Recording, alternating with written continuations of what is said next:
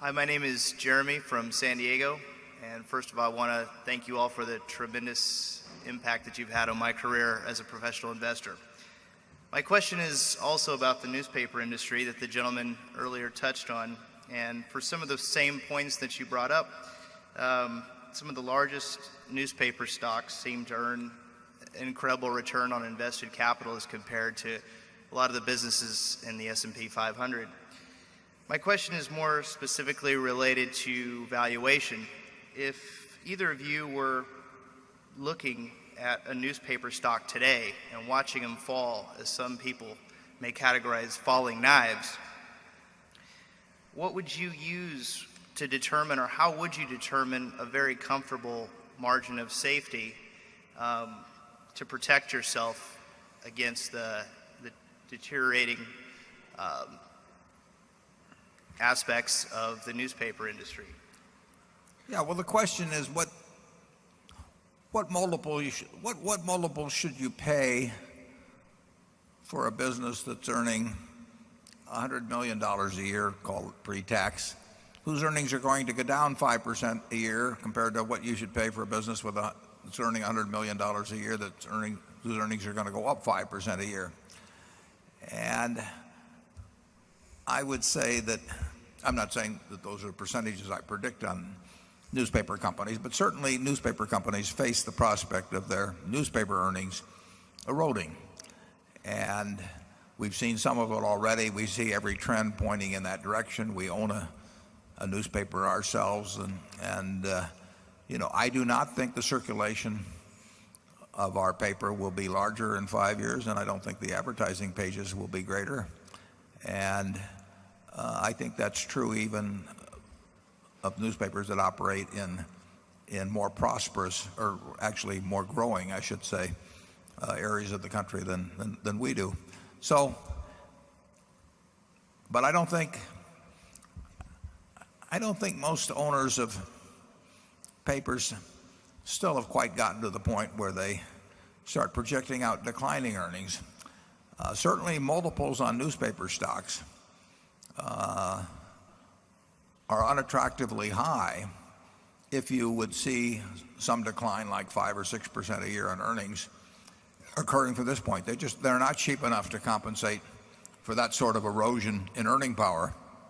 And then you face the added risk that they may have a sort of a perception lag, and that they may continue to use some of that money to buy other newspapers at prices which again don't make much sense. It's pretty hard in a declining business to buy things cheap enough to compensate for the decline. People in the business always tend to think that they're seeing the first robin, or something, and that it's going to get better. And I would say the newspaper business, the decline, if anything, has accelerated somewhat. When they take people out to the cemetery, they're taking newspaper readers, and when people graduate from school, they're not gaining newspaper readers, and that may not change things overnight, but it goes in the wrong direction. And the less the readership, the less compelling argument to have to advertisers. So that virtuous circle where everybody read a paper because every ad was in it, and every ad was in it because everybody read a paper, that virtuous cycle is going in the other direction now. And I don't think present prices for papers compensate for that. And you are now hearing from a couple of guys that just love newspapers. We think newspapers are indispensable, right, but we don't have we have less company in that view than before. I read 5 newspapers every day. Charlie probably does about the same. And More. Yeah, well, it shows too. We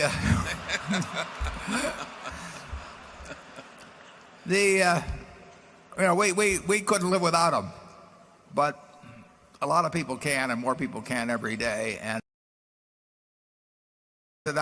we love the idea of buying newspapers. We travel to Cincinnati and sat in cheap hotels and all kinds of things to buy newspapers. And we thought, incidentally, we loved them as products, and we thought they were the greatest of businesses, the ultimate bulletproof franchise. But it became apparent we were wrong. We still love them as products. but we were wrong about the bulletproof franchise. And when we got to believe our eyes in terms of what we're seeing in that world. Charlie? Yeah, I have an even greater sin to admit to. I once thought General Motors was a bulletproof franchise. But we have a wonderful way of coping with a lot of these things. We have this too hard pile. I don't know if Warren is buying General Motors or not, but I have a good guess. And it's just too hard.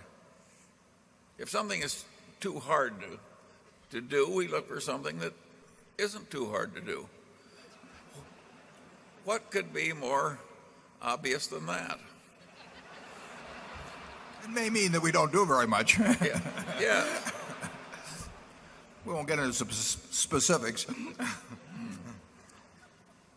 The news,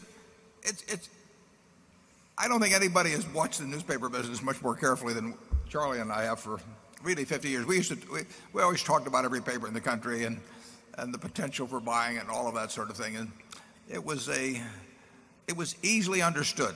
I mean, it was about as easy a business economics problem as you could imagine. And we slowly woke up to change on it. Actually, I wrote in the 1991 annual report, the newspaper, the preprints of the world, started turning the newspaper into a wrapper. It contained a whole bunch of things that could have been contained in some other package. Now, your newspaper wasn't reproducible in some other package, but this thing was carrying around a bunch of preprints. Now the question is are there easier ways to carry around those preprints? But there was nothing magical about the paper except it got inside the house and brought the preprints inside the house. And as the newspaper lost penetration, it became a somewhat less efficient way of getting things into the house, and other ways became more efficient at getting things into the house. And so there's these things. It's not a hard business to understand. And it has been interesting to me to watch both owners, direct owners, and investors in the business sort of resist seeing what's right in front of them. It went so long the other way that you couldn't make a mistake buying a monopoly newspaper. Nobody ever made a mistake buying one, up until 1975 or 80 or something like that. Yeah. If the technology had not changed, they'd still be impregnable franchises. But the technology did change. Fortunately, carbide cutting tools appear to have no good substitute.